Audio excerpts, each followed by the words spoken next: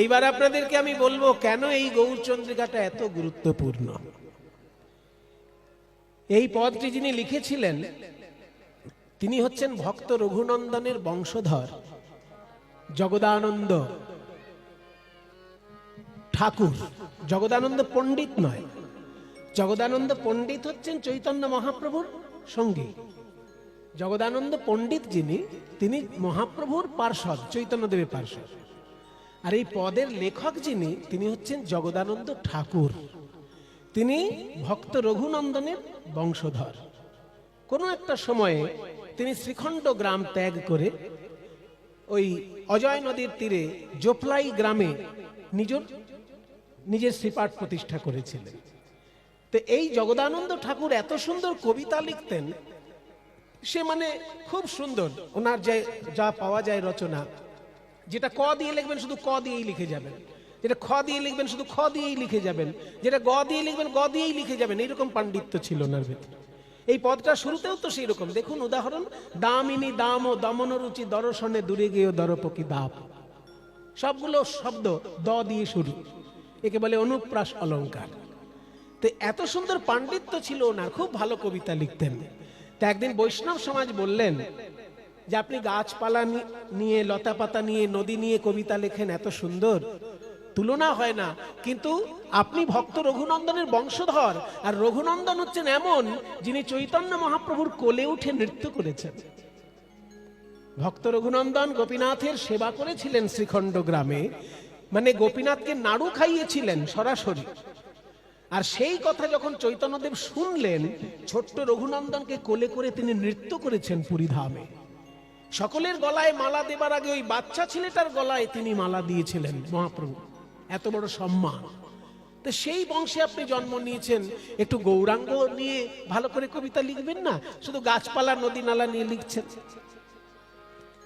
তখন জগদানন্দ ঠাকুর বলেছিলেন, দেখুন আমি ভক্ত রঘুনন্দনের বংশধর হতে পারি, কিন্তু আমি তো ভক্ত রঘুনন্দন নই।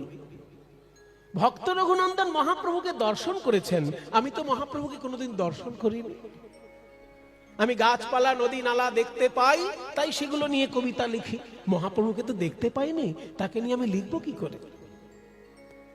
তখন বৈষ্ণব সমাজ আশীর্বাদ করলেন যে আমরা সবাই মিলে আপনাকে আশীর্বাদ করছি, আপনি একটু ভালো করে ধ্যানে বসুন, আপনি গৌর সুন্দরকে যেমন দেখবেন হৃদয়ে তেমন লিখবেন। তখন জগদানন্দ ঠাকুর ধ্যানে ডুবলেন, হা গৌর প্রাণ গৌর বলে। ধ্যানের মধ্যে দেখতে পেলেন গৌরাঙ্গ মহাপ্রভুর অপূর্ব রূপ মাধুরী। আর সেই রূপ মাধুরীর হৃদয়ে দর্শন করার পর এত সুন্দর পদাবলী তার হাত থেকে বেরিয়ে এলো। এই সেই পদ যে মহাপ্রভুকে হৃদয়ে দর্শন করে তারপর যখন তিনি ধ্যান ভাঙল, তার এই সুন্দর পদটি আমাদেরকে উপহার দিলেন। তাই জন্য এই পদটার মধ্যে এত গুরুত্ব রয়েছে বৈষ্ণব জগতে, এতটা মূল্যবান এই পদ। যদি কোনোদিন কারোর আহ্নিক ভুল হয়ে যায়, যদি সে আহ্নিকে বসতে না পারে, এই পদটি স্মরণ করলে আহ্নিকের ফল তার লাভ হয়।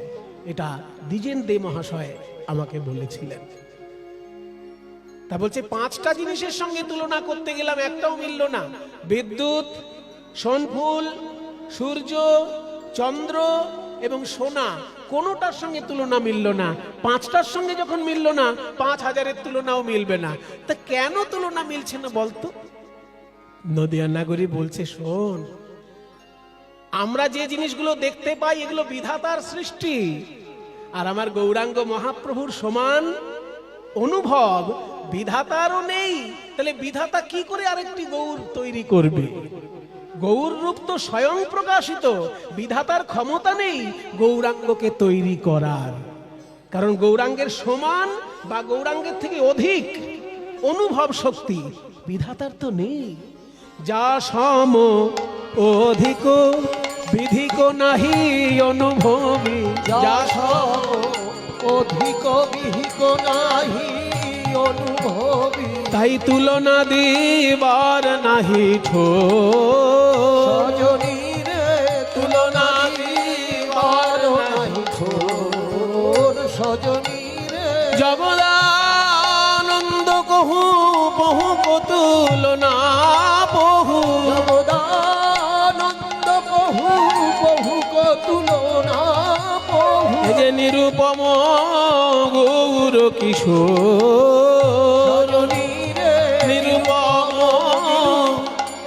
সোর সজনী রে নিরুপম নিরুপম নিরুপম নিরুপম নিরুপম নিরুপম নিরুপম যে নিরুপম নিরুপম ভুবনে তুলনা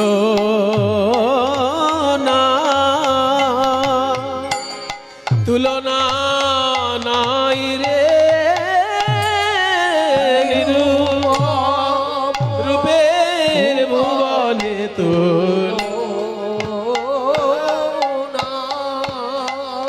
আমার ভুবন মোহন গোরা রূপে কিসে বা তুলনা দিব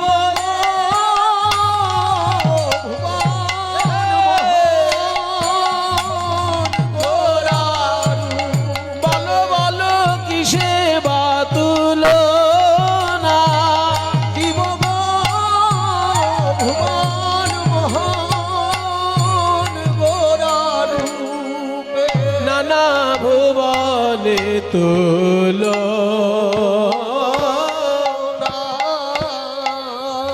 ভুবনে তুলনা নাই নিরুপম গৌর কিশোর